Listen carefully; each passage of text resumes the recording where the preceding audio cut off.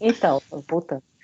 Então, a ideia desses textos não é ler no modelo da leitura da filosofia, que eu acho que é uma questão de método, né, e a gente tem que sempre retomar. Existe um modo de leitura filosófico, que é esse modo que lê muito mais o texto metodologicamente do que conteudisticamente. Eu acho que é uma forma de ler filosófica nesse sentido. A gente lê muito mais o como o argumento se desdobra, e muito mais até se mais preocupado com isso do que se o argumento é realmente verdadeiro, no sentido de factual. Então, a gente está muito mais preocupado com a articulação. Por exemplo, foi como a gente leu o Sérgio Buarque de Holanda, a gente não está preocupado com a documentação que ele levantou, especificamente, né, como historiador talvez estaria, mas sim muito mais com o cimento do método, né, como ele articulou esses vários conteúdos em torno de algumas questões que são as tópicas. Então, a gente tem esse tipo de leitura, que é uma leitura analítica, né, a leitura de como se desdobra o conceito. Então, esses textos que eu peguei aqui para vocês não são textos de filosofia, então a gente também não vai ler filosoficamente, são mais textos para contextualizar. Esse texto do Ivan Teixeira, a partir do momento que eu coloquei para vocês, a parte que eu coloquei para vocês, ele conta, por um lado, a história, vamos dizer assim, dessa guerra, da guerra guaranítica que está retratada no Uruguai, faz um contraste que eu acho muito interessante entre o documento e a criação poética. Então, ele pega um relatório de época, que provavelmente o Basílio da Gama não leu, ele diz, porque era só um relatório manuscrito na época, hoje em dia ele está disponível, mas pega o relatório de como foi a batalha e como essa batalha foi transcrita ou transformada numa síntese, vamos dizer assim, que é a síntese do poema. Então, passa daqui, aquela ideia de que você tem poucos eventos realmente memoráveis durante a travessia até chegar nas missões, até chegar nas cidades. Ele transpõe, então o que o Basílio da Gama faz? Ele transpõe um momento, que é o momento da enchente, que faz com que os portugueses tenham que ficar recuados, narrando como a natureza, vamos dizer assim, ela foi o grande entreposto, então, dessa batalha, e como os homens tiveram que se alojar na copa das árvores. Isso está no relatório, enfim, e ele transforma numa imagem poética muito mais forte. O rio Jacuí transbordou, os homens ficaram presos e se alojaram por um mês na copa das árvores. Então, é uma imagem, vamos dizer assim, dramática, bem interessante, e como também ele constrói, né, o Basílio da Gama, é uma espécie de heroicidade um pouco a contrapelo, porque ela é frágil, para essa figura que é eu sabia que eu ia esquecer o nome, Gomes, esses nomes, vou ter que ver aqui, ele está em todo lugar, do poema, eu esqueço, Gomes Freire, né, que é a figura que seria a figura do herói, vamos dizer assim, português, Gomes Freire. E como essa figura não tem uma potência heróica, porque, na verdade, o grande feito desse homem foi ter dizimado uma população indígena praticamente desarmada. Então, assim, né? E como ele tenta fazer, então, um jogo para que essa figura seja heróica, porque, na verdade, ele está escrevendo dentro dessa relação com Portugal, né? E ele está escrevendo do ponto de vista português, né? Então, Portugal é que está tomando essas terras, e aí ele vai falar do Tratado de Madrid, o Ivan Teixeira nesse sentido, eu retomo daqui a pouco a questão do Tratado de Madrid, e como, por um outro lado, ele faz a figura do índio como sacrificial, mas heróica. Então, é o herói do sacrifício, o Cepé, né, que na verdade é o Cepé, Cepé mesmo o nome dele, que é esse índio que hoje em dia é considerado o herói do Rio Grande do Sul, que existiu. O Nicolau, que depois eu vou falar para vocês também, é confundido depois com esse Nicolau, que era o rei dos mamelucos, que é um livro apócrifo que rodava a Europa, e as pessoas achavam que existia realmente esse rei, esse imperador aqui na América, mas é um texto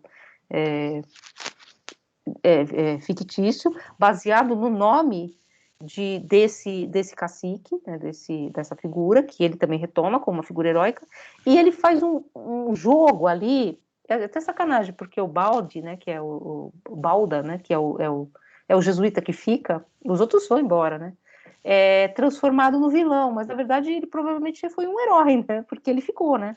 Os outros dão no pé, porque eles tentam, até o último momento, ficar com as terras, argumentar.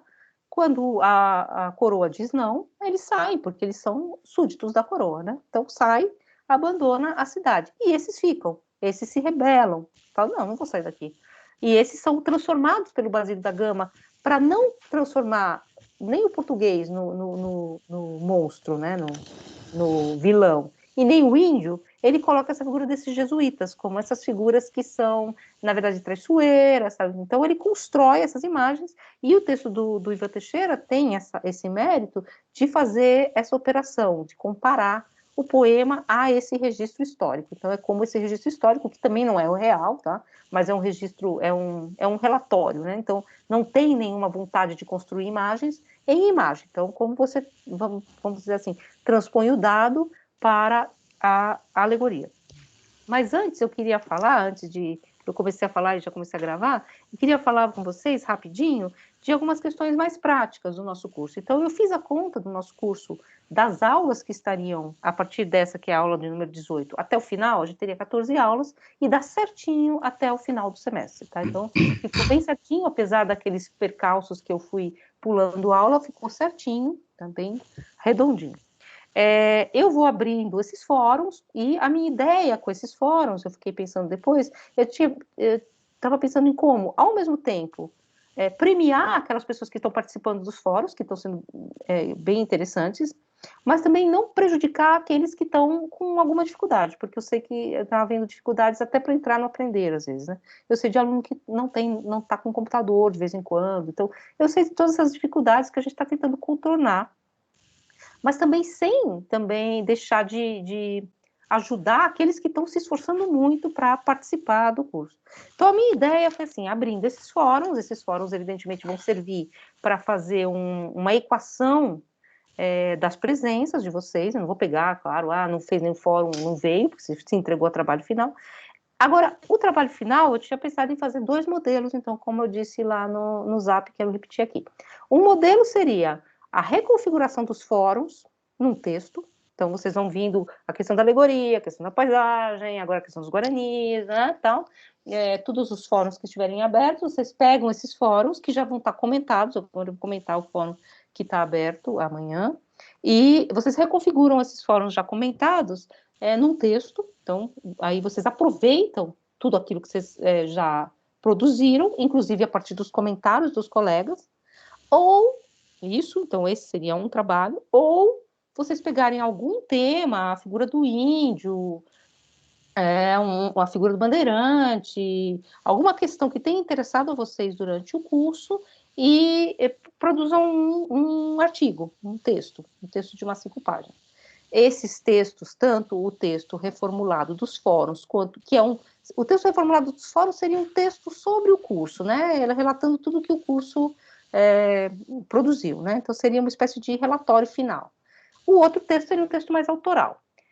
Eu acho que o texto mais autoral é para quem está interessado realmente em tentar pensar alguma questão nesse sentido da América Latina, porque eu não sei se é um interesse de todos vocês, né? E eu sei que é muito difícil também, as pessoas terem essa vontade de fazer isso. Era o que eu fazia muito em estética, esse semestre eu não vou fazer, mas eu deixava essas 2 ideias, ou vocês respondem uma questão sobre Kant, ou vocês pegam um objeto cultural e tentam avaliar, para deixar mais aberto. Então eu vou fazer esses 2 modelos também. Eu tinha pensado em abrir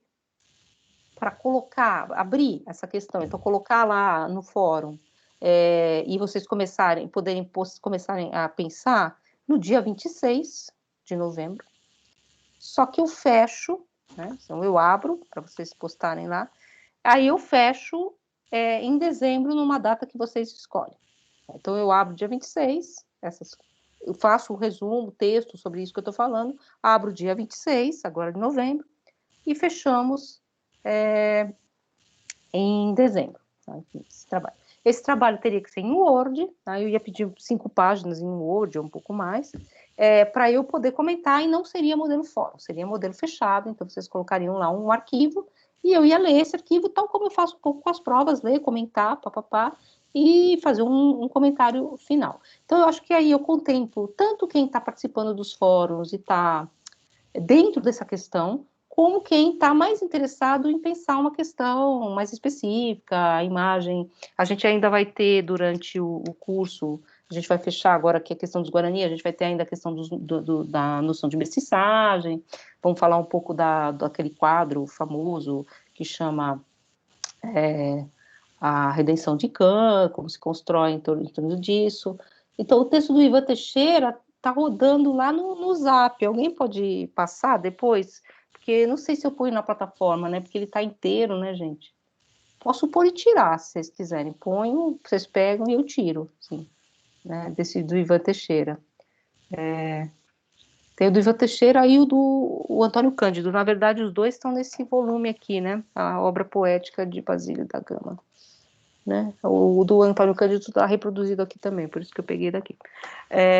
Então, não sei se você fica bom assim. E outra coisa, isso também foi combinado na CEP e tal, que a gente tem que dar uma segunda chance. Então, vocês não conseguiram essa prova tal, a gente faz uma outra questão no final. Então, isso seria a minha proposta. Aí, quem entregar esse trabalho, eu vou ler, tá? Dar uma nota, pode ser que realmente o texto não tenha nada a ver com nada, claro, não estou dizendo que todo mundo vai passar, mas a gente está, né, numa questão, pode ser copiado da internet, né, essas coisas não, né, gente, essas coisas é do pacto, né, nada disso. Mas, assim, o que eu tinha pensado eu leio esse texto, eu faço um comentário sobre esse texto, eu avalio a partir desse texto e a partir dos fóruns, eu vou fazendo uma espécie de equação na frequência. Então, quem fez todos os fóruns tem 100%, quem não fez um perde 55%. Agora, quem não fez nenhum, mas entregou o trabalho, também tudo bem. Eu só dou um número de faltas limite. Tá? Enfim, então, um pouco essa questão, para eu acho que todo mundo ficar contemplado um pouco, né, assim, nessa questão. Não tenho muito como saber quem está frequentando o curso. Em estética, eu acabei fazendo uns grupos de, de apresentação de seminário, então eu sei que lá o curso está pela metade, a frequência. Tinha 66, tem 33 pessoas que estão se inscrevendo nesses grupos. Aqui eu não tenho muito como saber, né? Eu não sei qual o número exatamente de pessoas que estão frequentando, vendo os vídeos, enfim, né?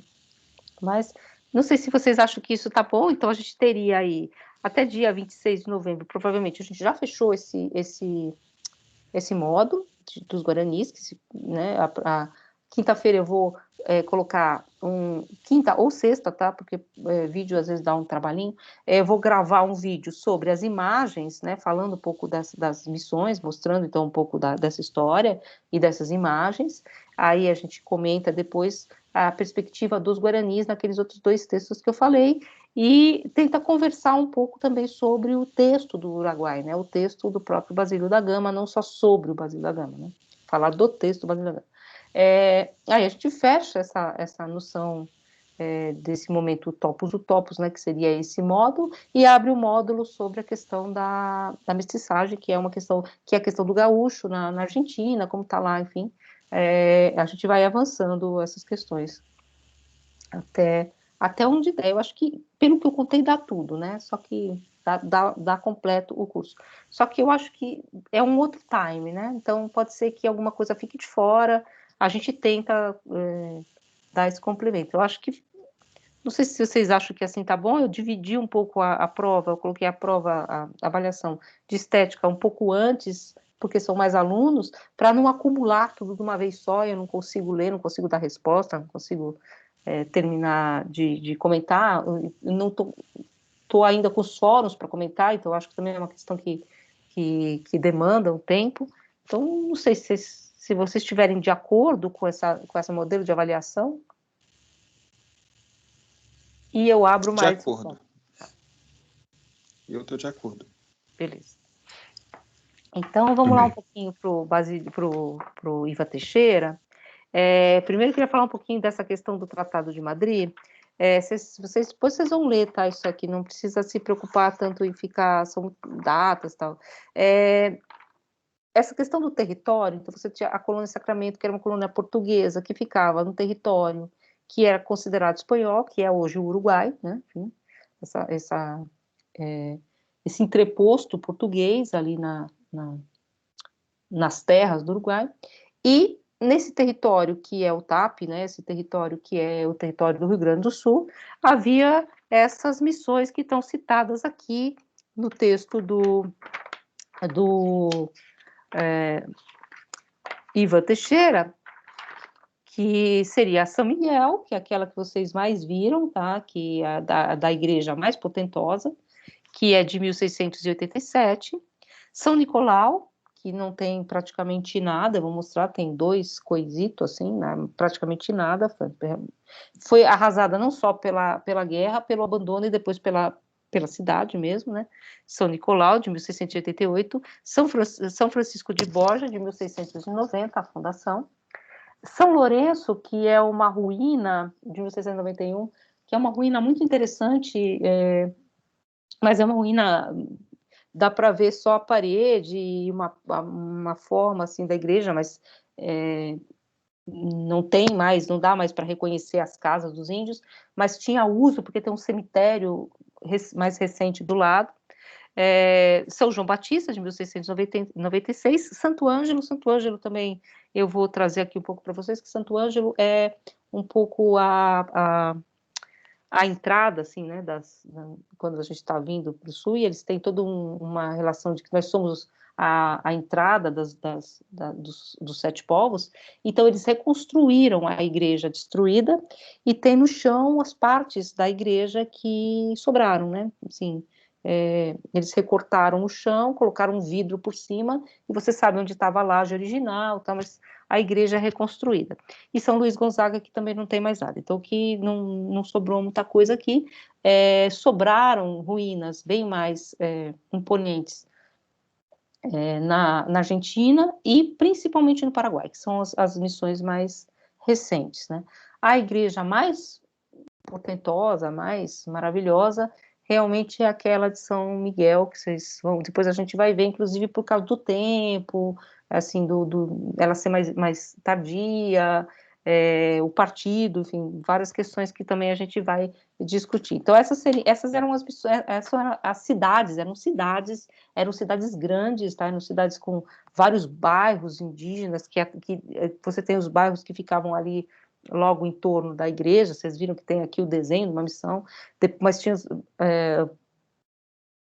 povoados mais afastados, que ficavam mais distantes, tinha aqueles que cuidavam do gado, então eram cidades, realmente, cidades grandes, talvez cidades maiores do que as cidades não jesuítas da época. E aí há muitas controvérsias, porque os jesuítas também não gostavam muito de falar que a cidade era grande, e alguns diziam que as cidades eram enormes e que eles escondiam ouro, então toda essa disputa em torno dos jesuítas criou esses mitos, mas eram grandes cidades, esses historiadores comentam, vocês vão ver o Ivan Teixeira falando também, e que comercializavam seus produtos entre elas, então era uma espécie de uma pequena civilização ali, que estava integrada também a essas outras missões para além do Rio Uruguai, né, que adentram o que hoje é o território da Argentina e o território do Paraguai. Desse Tratado de Madrid, depois de muitas disputas, depois de muitas batalhas, inclusive que os índios tiveram função de exército esqueci o nome. Naquela parte que é ocupada na Colônia Sacramento, então os índios eles tiveram função de armada, enfim, armada em relação a Portugal e a Espanha, enfim, eles funcionaram como um exército. Depois de várias batalhas, as coroas, a coroa portuguesa e a coroa espanhola, entraram num contrato, que é o tal do Tratado de Madrid, de 1750. Nesse tratado, Portugal cedia a colônia Sacramento para a Espanha, e a Espanha cedia para Portugal toda aquela região que hoje é o Rio Grande do Sul, que é o TAP, que é o que é além, que ficava para dentro, para o outro lado da margem do Rio Uruguai. Então, toda aquela parte foi cedida nesse tratado para Portugal, enquanto que Portugal cedeu para a Espanha a colônia de Sacramento. Então, é um contrato entre duas nações, que estão agora separadas, porque já se juntaram, já estavam juntas, enfim. Vocês leram lá na questão do próprio Anchieta, né, que o Anchieta faz as loas, vamos dizer assim, para a coroa espanhola, em determinado momento. Então, essas questões que são questões de uma política colonial, né, e extramarina, que, enfim, não tinha nem a ver com a questão aqui da colônia. Então, esses povos, eles são entregues, essas regiões são entregues para Portugal. O que, no sentido das cidades, foi considerado uma grande traição. Primeiro, porque os grandes inimigos eram os portugueses, né? Tanto na figura dos bandeirantes, que não são necessariamente portugueses, mas e já tinham sido batidos há muito tempo, mas era essa figura, né, do inimigo. Essa figura dos portugueses que eles tinham batido na colônia Sacramento, então você deu a nossa cidade para os inimigos. E esses índios seriam retirados de lá e levados como súditos da coroa para além do rio. Isso entra toda a questão que eu acho que está naquele texto que eu indiquei para vocês, do Vieira, da escravidão dos índios. Eles eram considerados cidadão da coroa espanhola. Então, eles são como qualquer outro cidadão espanhol. E nesse sentido também eles pagam impostos. E por isso, nesse sentido também, eles vão ter que participar da encomenda, que é o que vocês viram lá naquele vídeo. Então, é dizer assim, você é livre para pagar imposto, porque você é cidadão. Então, ou você vai ter que trabalhar como uma espécie de meeiro, quase escravo, nessa estrutura quase medieval, né, que você tem que doar um tempo de serviço nessas terras, que são a ideia da encomenda, ou você entrava na redução e trabalhava dentro dessa outra forma colonial, que era também trabalhar no Tupã-Paé e no Amambaé, né? Então você também trabalhava nesses dois territórios, o Amambaé para manter a ideia da propriedade privada, né? Então você tinha todo esse jogo, mas eles eram cidadãos da coroa espanhola, então considerados dentro dessa ideia. Então é uma questão de traição. Nós sempre fomos súditos, nós sempre pagamos os nossos impostos, porque eles entregavam erva mate dentro da estrutura colonial, né? Eles produziam dentro desse conjunto, dessas regras.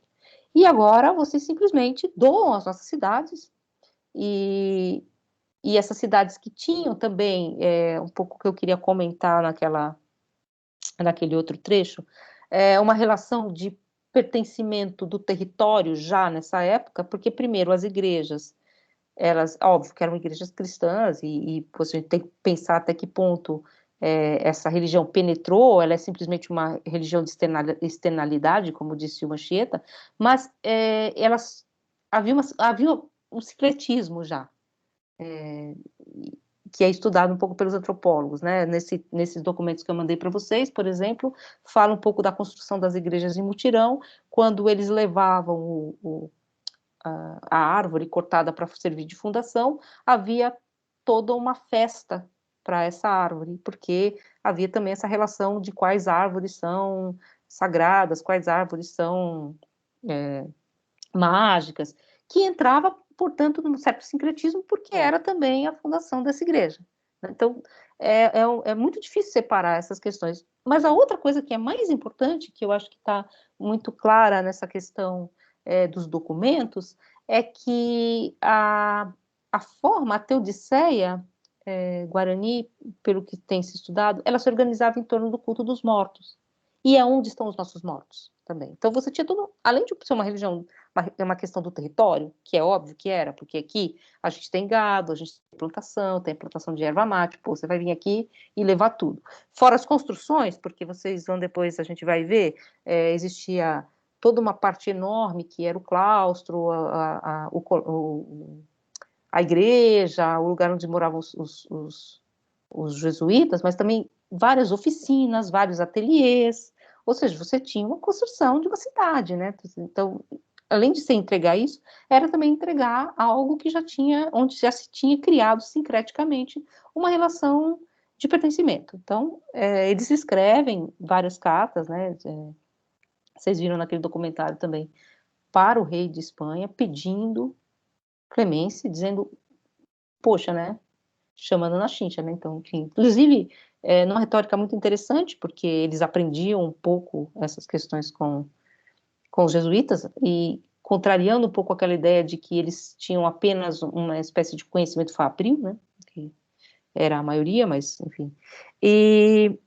Mas os jesuítas também escrevem várias vezes, vão até Madrid, pedem por esses homens que são cristãos, para que eles fiquem lá, para que eles sempre lutaram com a coroa, há várias...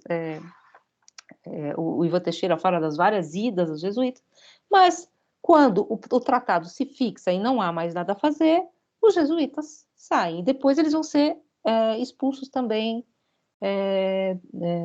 do Brasil, né, pelo Marquês de Pombal.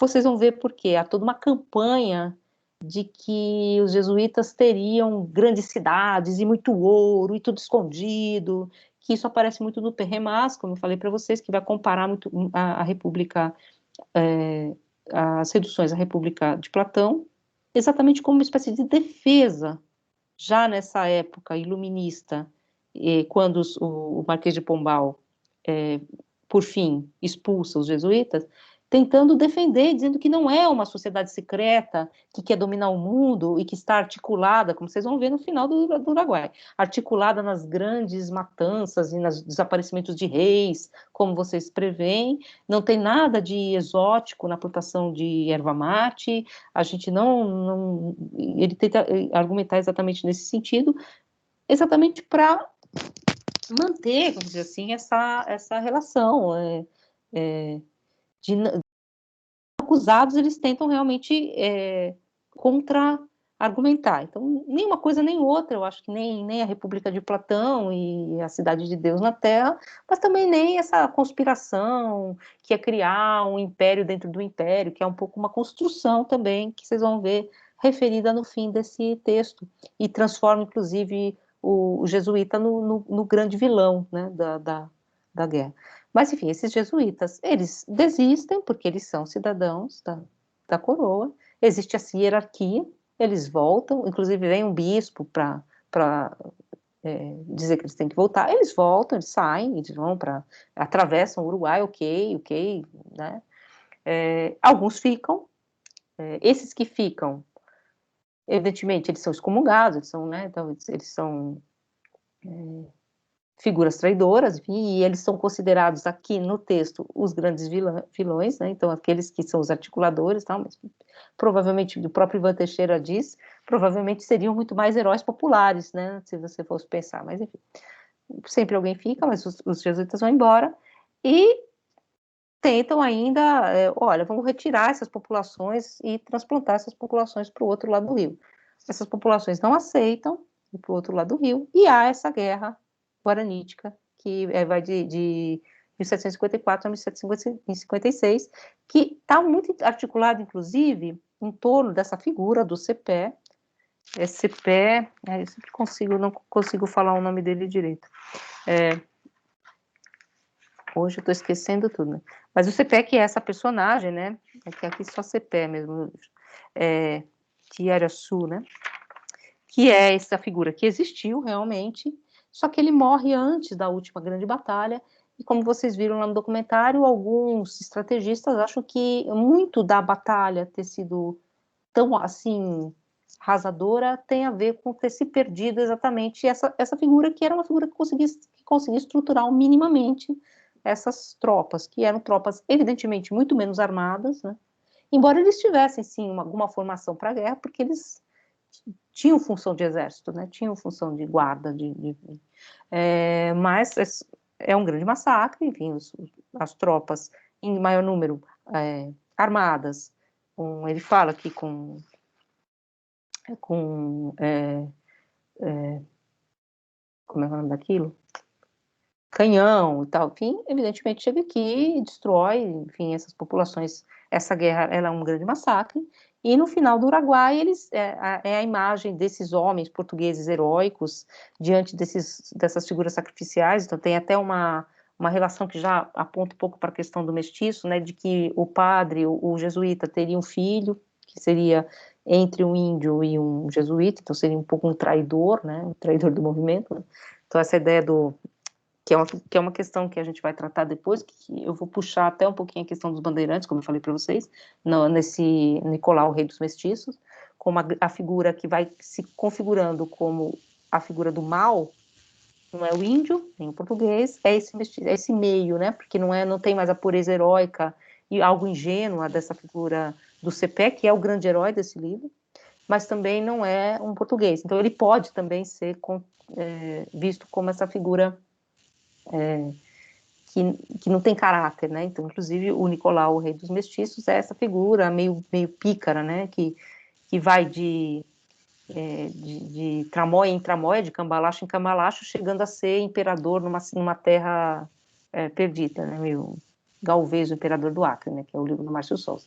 Então, tem um pouco essa construção, e eu vou ler depois para vocês como é descrito o mestiço nesse livro de época que circulava. Depois a gente vai falar também um pouquinho dessa figura do mestiço, a mestiça, como aparece no Gonçalves Dias, né, Marabá, né, Marabá, né, Marabá é a figura da mestiça, de índio e branco, então é essa, que depois no século XIX passa a ser uma figura também muito erotizada, mas enfim. Então ele cria essa figura exatamente para ter esse laço de vilania, né, que não contamina nem os portugueses e nem os índios, né, então é um artifício, alegórico, é um artifício de construção. Mas quando os portugueses chegam e as tropas chegam também com os espanhóis, a igreja destruída durante a guerra, eles veem então aquela cúpula, que é um pouco a cúpula do Pozo, né, citada, vamos dizer assim, as pinturas que mostram no teto dessa igreja destruída como os jesuítas tinham essa ideia de conquistar o mundo. Então está tudo ali na cúpula, né? Então aquela cúpula, como a gente viu do Pozo, né, que é a referência porque é da igreja da Companhia de Jesus, mostra ali todas as partes da terra congregadas em torno da figura de um Santo Inácio em ascensão. Então tem essa construção, vamos dizer assim, dessa figura, como a gente vai ver no final do texto. Então, essa grande batalha, que é essa batalha guaranítica, né, essas guerras guaraníticas que destroem, vamos dizer assim, essas missões dessa época. Só que as missões também que estão além do Uruguai, aquelas que estariam hoje na Argentina e no Paraguai, elas também são depois abandonadas quando os jesuítas são retirados da América. Na verdade, eles tentam continuar, eles entregam algumas missões, os espanhóis, a franciscanos. Eu vou mostrar para vocês, inclusive, um símbolo franciscano, que é a mãozinha assim, cortada, né? Assim, na igreja, numa igreja lá que foi depois colocada numa dessas reduções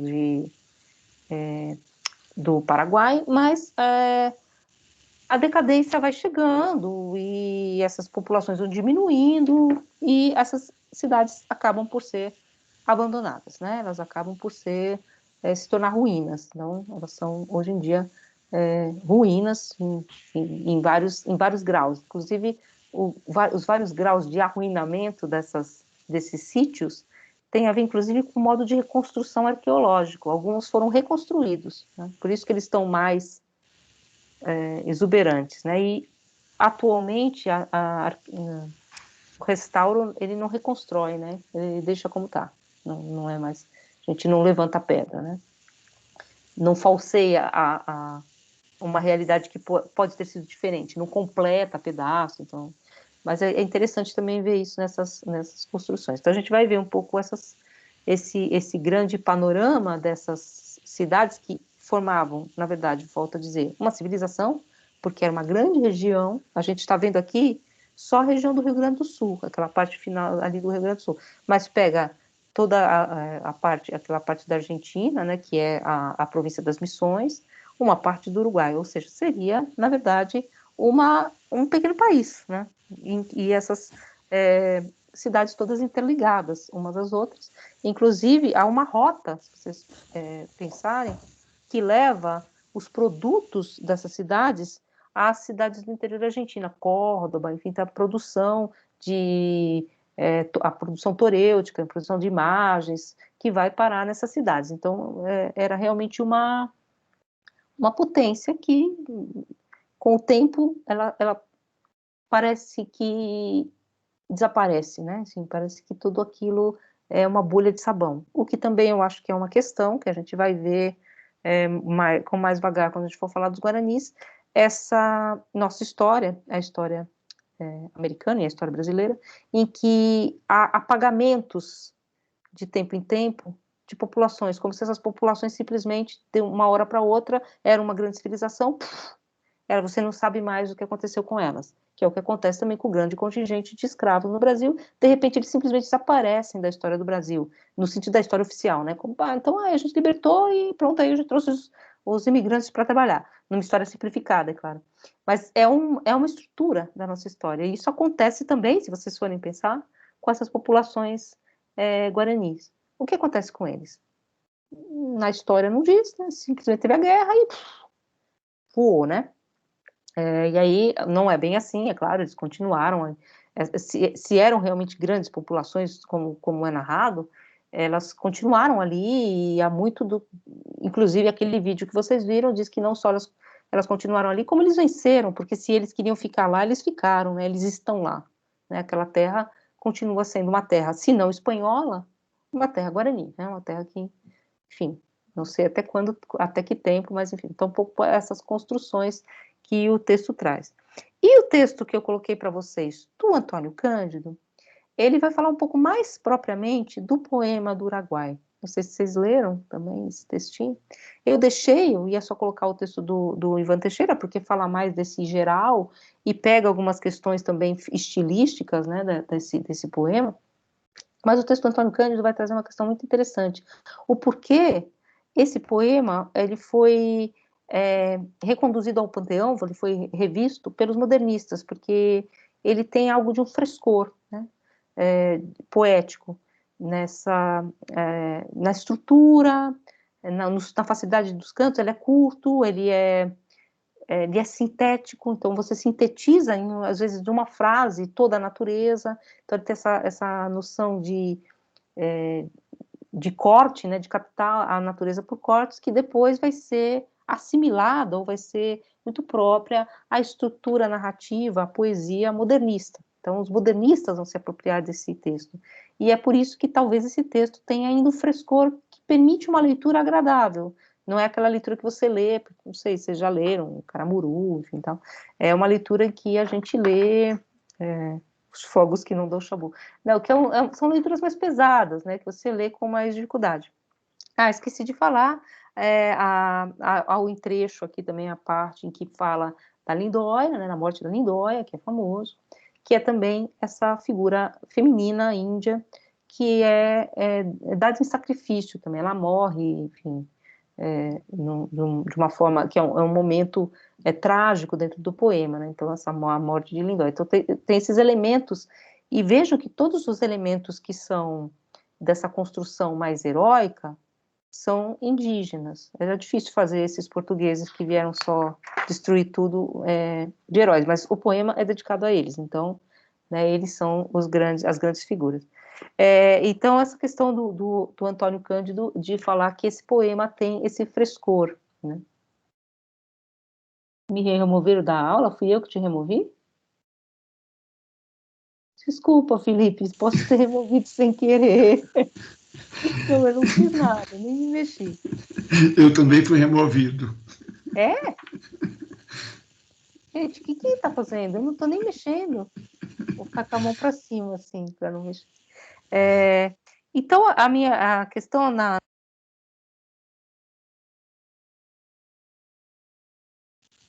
Ih, alguém tirou o meu... Ih, gente, isso aqui tá estranho. Vocês estão me zoando, hein? Me removeu de novo aqui, 2 vezes. É mesmo? Uhum. Ué, gente, e desligaram meu microfone também, mas acho que chega essa hora, ele tá falando assim, vamos fazer essas coisas para ela desligar logo isso, né?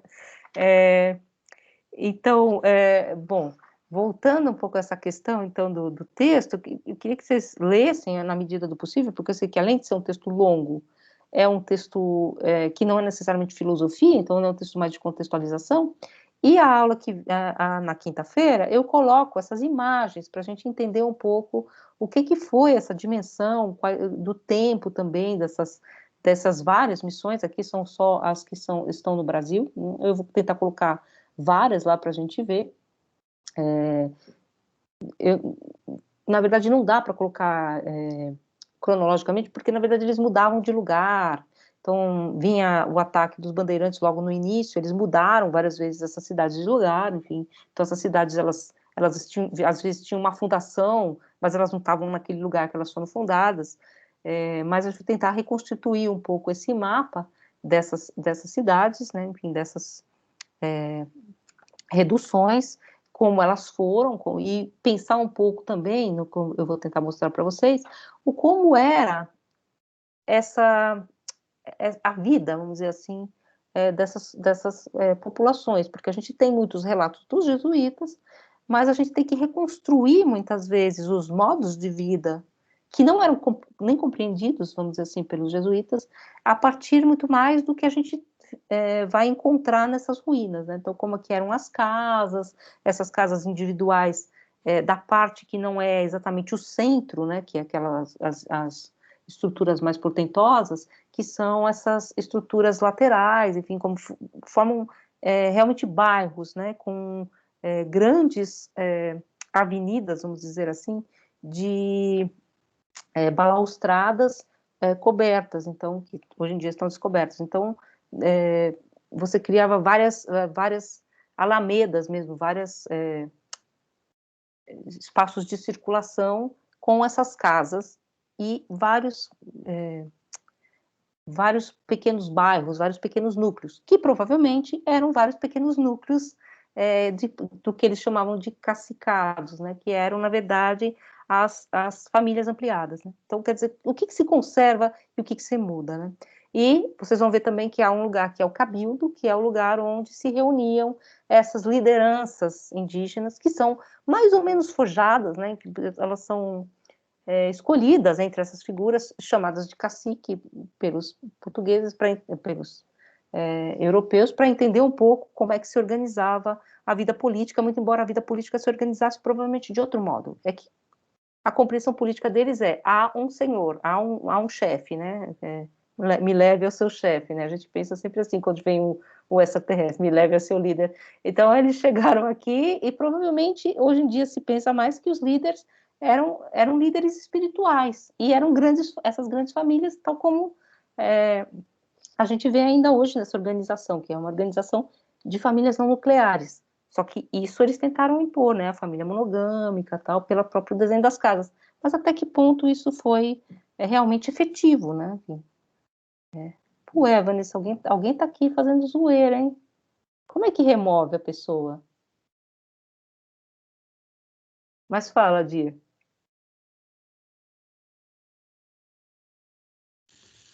Travou.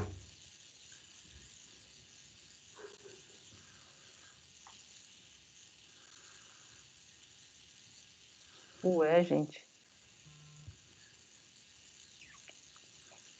Bom, enquanto a gente vai tentando aqui, eu vou só falar a última coisa que eu queria falar hoje, desse tema.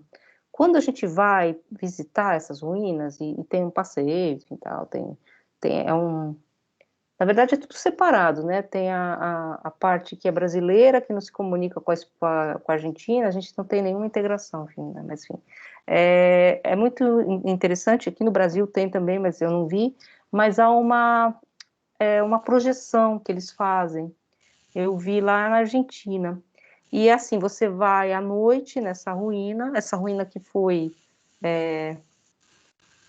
quem está como administrador sou eu, né? Mas eu não estou nem me mexendo. Será que eu estou movendo as pessoas? Eu vou tirar a mão aqui para cima. Juro que eu não estou fazendo nada, eu estou com a mão aqui. Então, essas ruínas, essa ruína que é a de San Inácio Níquel, vocês vão ver, é uma das ruínas mais reconstruídas. Então, você tem a paredão levantado, dá para ver as casas, porque realmente foi muito mexido, né? Enfim, num tipo de pensamento que não é mais o nosso. de reconstruir aquilo. Então você encontrou a pedra no chão, subiu, tá? Então você tem os grandes paredões, tá? Dá para ver. E eles fazem essa reconstituição, que é tipo é tipo um filminho. Você vai andando pela ruína e vai aparecendo essas figuras num vapor. Não sei se vocês já viram esse tipo de projeção. Então é como se aquelas figuras estiverem lá. E aquilo é uma coisa muito estranha, porque aí você vê aquelas pessoas, aqueles indígenas andando ali naquelas ruínas, quase como uma figura, uma espécie de fantasmagoria, né? Então é meio fantasmático, né? Então, e aí você vê aquela fantasmagoria daquela história contada, né? De como eles se casavam, como era o cabildo.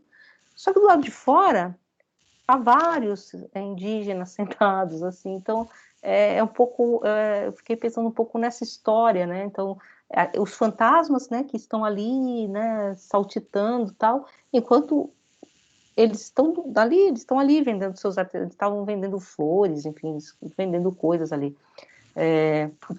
Então, tem um pouco esse apagamento dessa população que parece, por isso que eu coloquei quem são os guaranis, né? Que parece descolada, inclusive, dessas populações que hoje estão lá, seriam talvez os herdeiros, embora, é claro, as culturas mudam muito. Então é um pouco essa questão que eu acho que é muito interessante de pensar. É claro que é uma coisa para turista, tal, mas é uma forma de reconstruir a história, né? É uma forma de repensar a história. E aquilo incomodou bastante, para falar a verdade. Dizem que aqui no Brasil tem também a Fernanda Montenegro que narra, mas eu não vi, porque a gente passou de dia, né? Em São Miguel tá chovendo ainda. Mas fala, Dia. Professora, bem, pela primeira vez eu vim para a aula sem ler o texto, então eu estou meio... Acontece. Tá? Mas tu falaste algumas coisas que eu me remeti muito para aquele documentário. Primeiro, tem uma pessoa no documentário que tem uma opinião assim, muito desfavorável aos guaranis, que ele diz basicamente o seguinte: bem, os guaranis não tinham noção de estratégia, Uhum. né?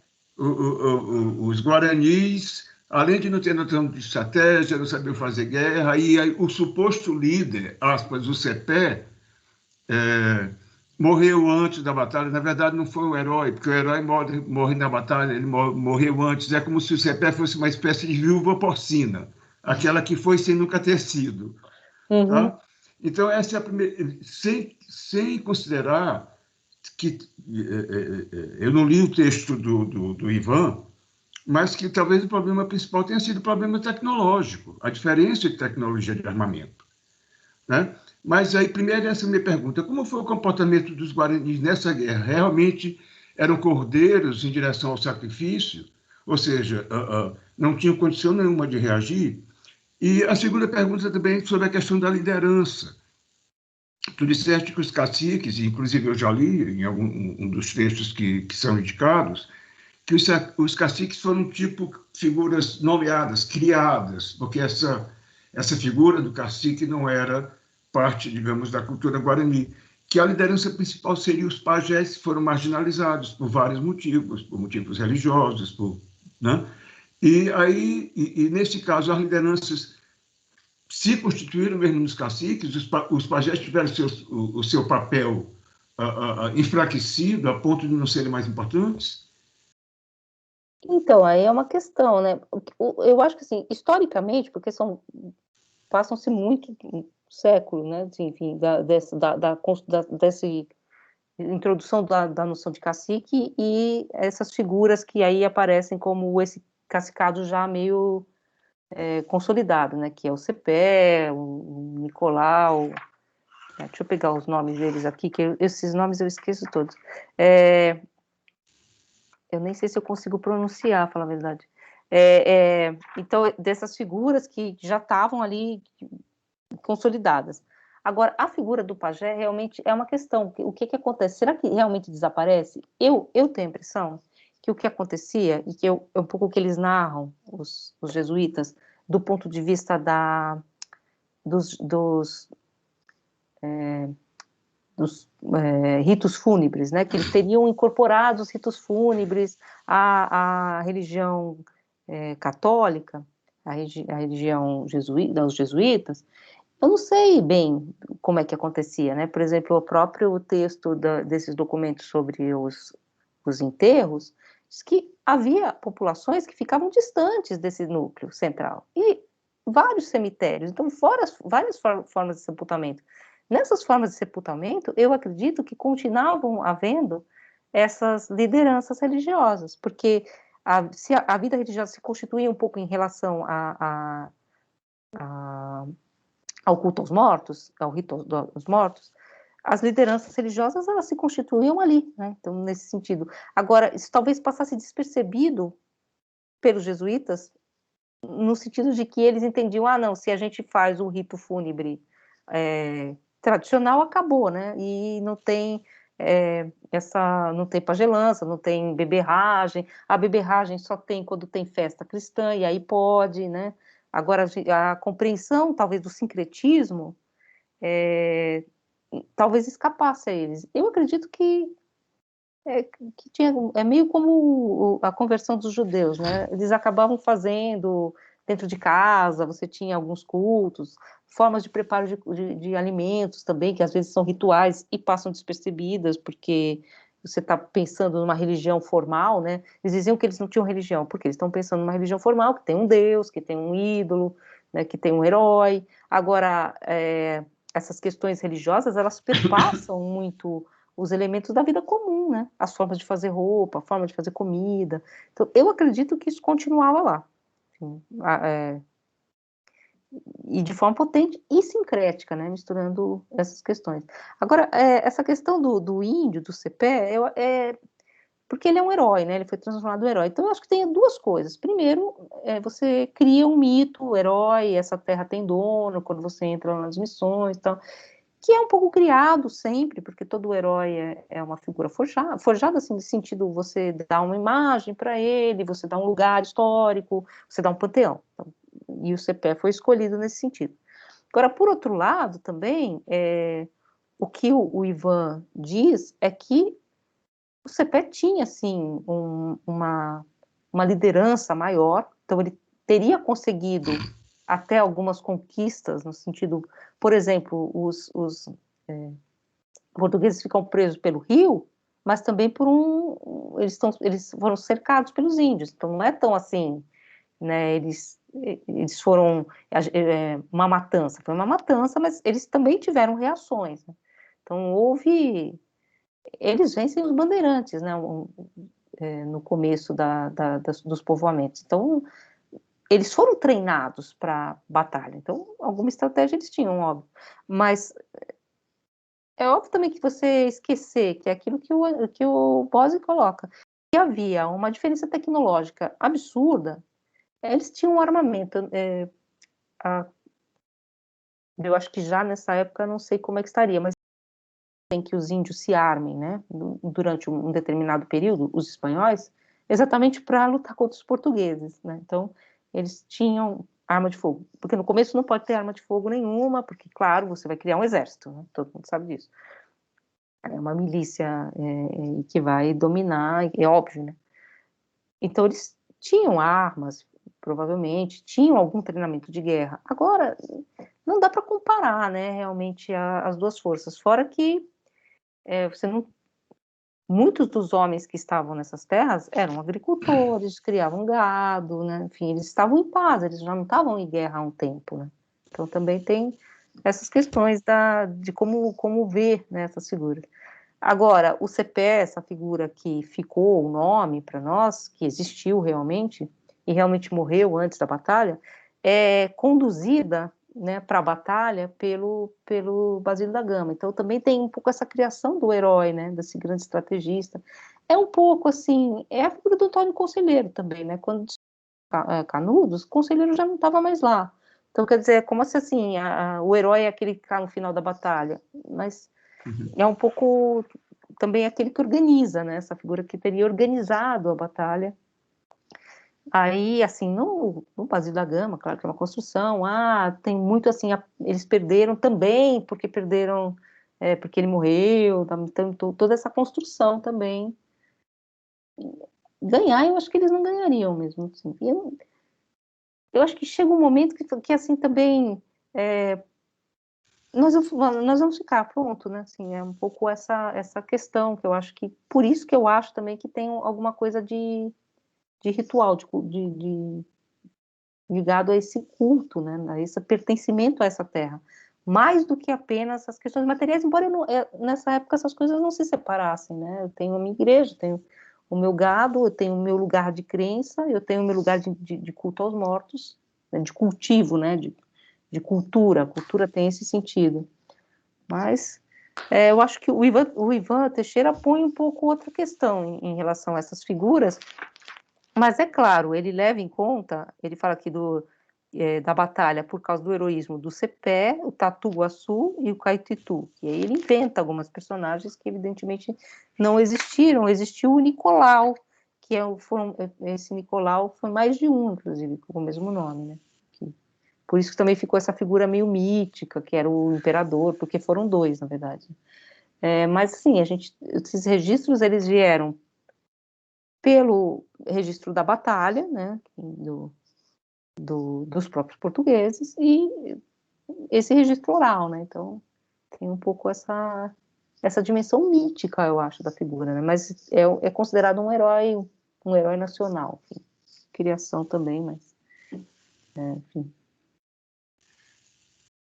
Quando ele estava lutando exatamente contra os portugueses, ou seja, ele estava lutando para, entre mil aspas, porque isso não faz o menor sentido, para não ser brasileiro, né? Isso não faz o menor sentido, óbvio, né? Mas assim, né? Ele estava lutando para continuar na terra dele, que era uma parte da Espanha. E se eles tivessem vencido, ou se tivesse sido de outro modo, talvez toda aquela parte de baixo ali tivesse sido incorporada pela Argentina, né? Que, aliás, depois tem várias disputas de terra, enfim, tal, que incorpora parte das missões que deveriam ser hoje do Paraguai, né? Enfim, incorpora, o Paraguai só tem um pedacinho ali, mas todas essas disputas de fronteira, elas são posteriores, né? Já o século XIX, como quando você estrutura as fronteiras dos países, né? Aqui a gente está pensando coroa portuguesa, coroa espanhola, né? Enfim, não tá pensando ainda em nacionalidades, mas assim, é engraçado que você cria um herói brasileiro, né, a partir de uma figura que estava lutando exatamente contra essa estrutura da nação brasileira que seria o Portugal, né, então. Mas diga. Não, ok. Bom, gente, eu acho que se a gente podia fazer assim, a gente termina, esses textos são mesmo contextuais, eu acho que a gente trouxe esse contexto, que também eu acho que os documentários já traziam bastante. Eu acho que agora a nossa questão não é realmente história, embora, claro, isso tenha que ficar um pouco de fundo, né, difundido aí. Na quinta-feira eu vou colocar, então, esses slides que é mais visual, que a gente vai entender também, e eu queria voltar um pouco à questão do Bose, e eu vou falar muito disso lá no slide, que na questão do Bose, a gente tem a estrutura da construção alegórica, que tem, eu vou usar um termo que é totalmente anacrônico, mas enfim, um lugar de fala, é o jesuíta, e só. Agora, quando a gente vai para essas construções, que são construções mudas, que são construções de pedras, que são imagens, elas não têm apenas um lugar de enunciação, porque apesar de todo o tópico, a tópica, os desenhos, a estrutura, a construção, o modo de fazer tenha sido imposto, há uma mão ali trabalhando, né? Há uma manualidade e, portanto, há um modo de fazer que também se incorpora a essas imagens. Então, vocês vão ver imagens muito híbridas, né, nesse sentido. Muito mais do que as imagens do Anchieta, que são híbridas num certo didatismo. Aqui não é um hibridismo que vem dos modos de fazer, né? Então, você tem uma mão, né, se não uma fala, uma mão que está imprimindo nessas construções um outro elemento, um elemento diferenciado daquele que é o original europeu. Muito embora, é claro, é tudo decalque europeu, isso veio, eles tinham livros, copiavam as imagens, não é essa questão de uma criatividade local. Mas vocês vão perceber, há ali elementos que também não são neutros, né? Como há, assim, na poesia do Anchieta, apenas uma voz, ali sim, aqui não, aqui há várias vozes, né? Há várias construções. Se houvesse poemas escritos também pelos guaranis, ou se houvesse guaranis que tivessem se tornado jesuítas, enfim, que eles tivessem tido essa ideia, né, como diz o Lugon, né, de criar uma elite intelectual do próprio lugar, a gente teria talvez esse contraponto mais interessante na literatura. Na literatura a gente não tem esse jogo, né? Pelo menos que eu saiba em português, não. Aparentemente todos podem remover e aceitar. Será que eu removi alguém sem querer? Que horror. Bom, gente, então eu vou fazer assim, eu vou fazer o calendáriozinho, então, da nossa prova, tá? Sim, quando eu vou postar. Quinta-feira eu vou colocar esse slide lá e vou comentar, então, amanhã o fórum. Se vocês quiserem colocar algum comentário até amanhã, ainda dá tempo eu comentar esse fórum e abrir o fórum agora para nossa questão desse novo tópico. Vocês querem colocar alguma coisa sobre o texto? Diga. Não é nem sobre o texto em si, mas um lugar muito legal que tem, que mostra um pouco esse ambiente das reduções, eu acredito que já deve ter ido, é em Embu das Artes, do ladinho de São Paulo. Já Ali fui. tem uma igreja ali que era uma redução, e dentro da igreja tem muitos elementos que mostram os elementos de dominação dos jesuítas. É bem legal. É legal mesmo. Eu fui em Embu há muito tempo atrás. Você sabe que tem uma redução, porque a redução, a gente fala da redução jesuíta, mas existem outras aldeamentos, né, nesse modelo redução, que é aqui, Moçamade, acho que chama, que é aqui do lado de Goiás. Mas é de outro tempo, mas tem essa mesma construção, a praçona, a igreja, o lugar onde teriam sido as varandas, né, os avarandados, onde ficariam as casas. É bem... Mas é disseminado, assim, né, no Brasil. A própria criação de São Paulo, né, a aldeia, né, de São Paulo, ela tinha esse elemento de ser uma... Não era exatamente uma redução, porque não era só indígena, né? A redução tem isso também. Toda a população que está ali é uma população indígena, não tem mistura, né? Não tem gente de fora. Muito embora os documentos dizem que não é essa ideia de uma pureza, que só tinha Guarani, isso é também uma invenção. Não há pureza étnica. Os grupos, eles... devia ser mais ou menos assim, tá vindo... Eu estou sendo atacado, olha, ali tem uma cidade, não sei quem, o chefe dali falou para a gente ir lá, eles iam, né? Então, esses outros elementos ainda mais híbridos, eu imagino que o sincretismo devia ser mais ainda elaborado, né? E aqui no Brasil, as aldeias já eram mistas, né? Tanto que você cria essa figura do bandeirante, né? Um mestiço, mameluco, né? Dos mamelucos, né? Isso, então, mas fala de... Não, Não. não, tá tudo bem. Minha internet hoje está completamente louca. É de todo mundo, né? Fica saindo as pessoas. Eu tô até um pouco preocupada. Comigo não aconteceu nenhuma vez, mas tem gente entrando nos eventos, né? Pra zoar, abre coisa nada a ver. Aí sempre que eu vejo alguma movimentação assim estranha, eu falo, "Ih, será que alguém entrou aqui assim?" Porque na verdade a gente mesmo é capaz de fazer muitas coisas nada a ver, né? Apagar o outro, não gravar, isso eu acho normal. Mas assim, a gente tem que tomar esse cuidado, inclusive porque eu fiz uma coisa que não é indicada, eu deixei aberto, né, o aprender. Então vocês entram lá vocês pegam a senha só. Então não é pelo e-mail de vocês. Qualquer um pode entrar aqui, né?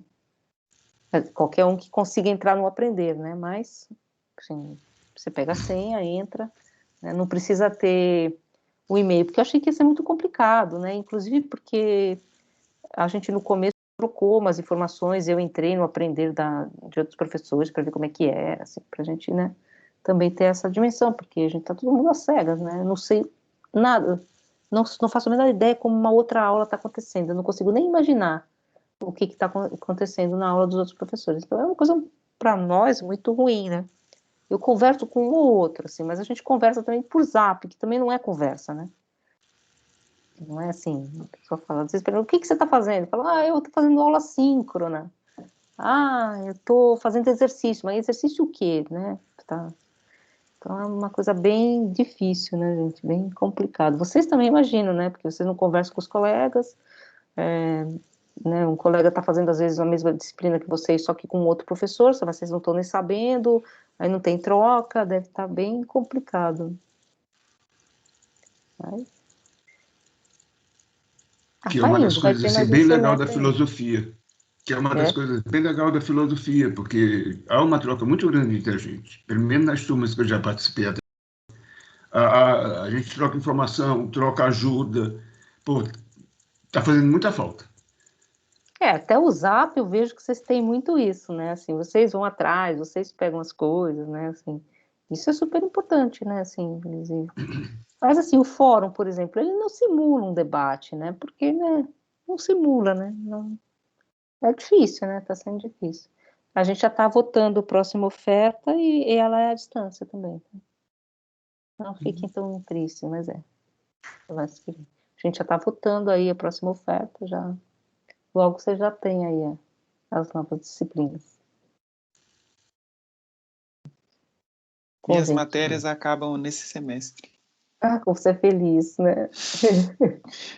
Aí fica só a monografia e as horas complementares. O pessoal, tem muita gente que não está querendo defender monografia porque não quer defender assim, à distância. Mas é o que eu tenho Eu já falado estou há para as pessoas. 11 anos nesse curso. Não, também. Parece eu, fiquei 12. Não, e também, gente, acho que assim, se a gente sabe que acaba o semestre que vem, vai lá, um semestre. Mas eu não sei, né? Pode ser que o semestre o outro também fique meio assim, meio não assim. Tá difícil, né? Tá meio sem previsão. Mas Eu ouvi gente falando que o ano inteiro que vem vai ser AD, os 3 semestres. Ah, caramba. Tá bem complexo, viu? E a gente vai acabar assim, vai acabar brigando, vai acabar se matando, né, os professores, porque assim, a gente não se vê, né? A gente não conversa. Quando a gente vai se encontrar, já é aquela. Enfim, mas galera. Bom, gente. Priscila, aproveitar para te fazer uma pergunta. Eu faço bacharelado, não licenciatura. Tem aí essa coisa das horas complementares para bacharelado? Então, é para ter. Na verdade, assim, é para ter porque é da regra, né? Mas tinha um defeito lá no currículo que eu não sei se já corrigiram, que não precisava, mas eu acho que tem sim. Mas tudo que vocês estão Porque fazendo, parece que não precisava, agora eu estou em dúvida. eu acho que mudaram, porque na verdade estava errado. Eu tinha avisado que estava errado, porque na conta que final ali que a gente tinha dado, tava as horas complementares. Mas na hora que eles implementaram o currículo, porque é uma coisa assim, a gente faz o currículo e manda para o sistema, e o sistema implementa. É por isso que às vezes o pré-requisito, eu falo, o pré-requisito era para ser esse, mas não está sendo. Por quê? Porque quem implementou, não implementou, ou implementou de um outro jeito. Então, a mesma coisa, quando passou o curso para o CIGA agora, teve um monte de coisa que deu problema. Vocês vão ver um monte de coisa diferente depois, né? Disciplinas que vocês não podem mais cursar porque vão dar cadeia completa, coisa que não existia antes. Então, o sistema ele também tem um poder, né, sobre as nossas estruturas. Então, mas assim, eu lembro que era o Felipe Amaral que estava como coordenador, ele percebeu isso aí, porque a gente percebe assim quando alguém se forma. E aí ele me perguntou, eu falei, olha, Felipe, do que a gente aprovou o currículo, tinha atividades complementares, que é o currículo como foi aprovado. Então, eu acho que ele solicitou, assim, mas eu vou perguntar aí para, talvez o Alexandre Ram saiba, porque depois eu fiquei fora da coordenação, não sei. Eu, por mim, teria pedido para colocar, porque é o que está naquele projeto que a gente mandou para aprovar. E lá tem, eu tenho certeza, porque eu fui a relatora, inclusive, fui eu que meio que montei esse projeto de bacharelado. Agora, o que está no projeto e o que vai parar no sistema, realmente, às vezes, tem diferenças que a gente só percebe muito tempo depois. Isso que eu acho chato também, né? Porque alguém vai se formar, você olha, ué, isso aqui tá caindo como optativa, aí que você vai ver, né? É bem complicado. E esse Porque de cigarro ainda é um inferno, vocês vão descobrir ainda. porque para mim só falta uma eletiva optativa Uhum. e o projeto e a monografia. Mas, na verdade, eu já estourei meu módulo livre há muito tempo e vou chegar nas 60 horas que me permitem. Que a minha grande dúvida é o seguinte: eu terminando o curso, porque eu estava esperando o Ram voltar, porque eu queria que o Ram fosse o orientador da minha monografia. Uhum. E aí eu estou numa dúvida que é o seguinte: terminando filosofia, que na verdade seriam 2 semestres, contando a monografia e o projeto, se eu partiria para o mestrado ou se eu terminaria ciência política, porque eu estou praticamente com 1 ano e meio de ciência política feito. Eu acho, tem muita gente que faz junto, que faz os dois. É. Mas assim, aí não sei, precisa muito conversar com o Ram, porque não sei, né? Às vezes o orientador não gosta, não sei. Porque assim, o mestrado é sempre o mestrado, né? É sempre um passo além, né? Enfim.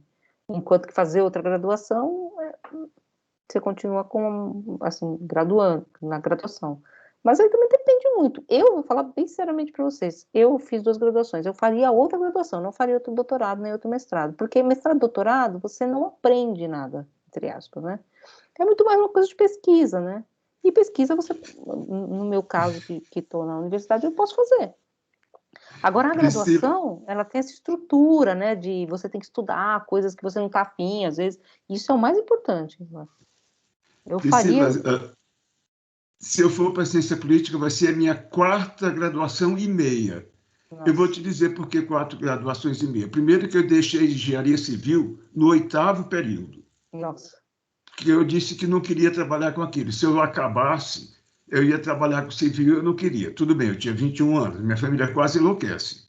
Deixar civil no 8º período. Aí eu me formei em matemática, em relações internacionais, estou terminando filosofia. Se eu partir para ciência política, vai ser a 4ª graduação e meia. Ah, olha. Eu Mas sou pirado graduação é mesmo, bem, não é joga bem mais pedra. legal? A graduação você É, aprende, porque você é verdade. aprende vários conteúdos, você aprende coisas que você não iria aprender, porque você não iria atrás no mestrado. No mestrado você vai focar, né? E às vezes Uhum. você descobre coisas que você achava que você não ia. Eu nunca imaginei que eu ia gostar, sei lá, de estudar Kant. Sei lá. Eu estudei na graduação. Talvez se eu tivesse feito mestrado, falasse, só vou escolher o que eu quero, eu só tivesse estudado coisas de estética, mas assim. Aí você vai estudar epistemologia. Pô, gostei, né? Assim, ou lógica, pô, não gostei, mas faz parte, né? Mas você foi obrigado a estudar lógica, você tem uma coisa mais completa, né? Enquanto que por isso que eu sou um pouco contra, voltando o fim e começo para fechar também a aula, essa ideia do ensino médio do self-service, porque se nem a gente, que já é adulto, que já tem graduação, pode ficar livre para escolher estudar só o que quer, porque isso esvazia um pouco, né? Porque às vezes você não sabe o que você quer estudar. Às vezes você acha que você acha uma coisa chata, aí você começa a ler, pô, e aí você vai ver a coisa que você está achando mais legal.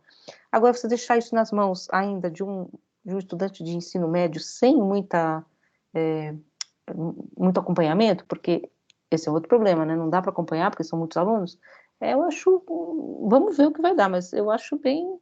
Mas assim, se tiver um acompanhamento, né, tal, mas ainda assim, né, o aluno, eu acho que as pessoas deveriam ter que estudar coisas que elas não querem. Eu acho que é importante, inclusive para aprender que você vai fazer muitas coisas que você não quer na vida, assim, que você não está afim, mas que depois que você fizer, você vai falar, poxa, que bom que eu fiz, né? Porque construí, porque. É assim, a vida é assim, né? Senão você fica só repetindo as mesmas coisas que você já fez. Por isso, mas enfim. Bom, gente, acho que.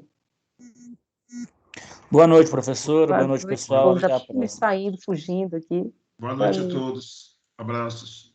Deixa eu ver aqui se eu coisar assim, porque. Boa noite, pessoal. Tchauzinho.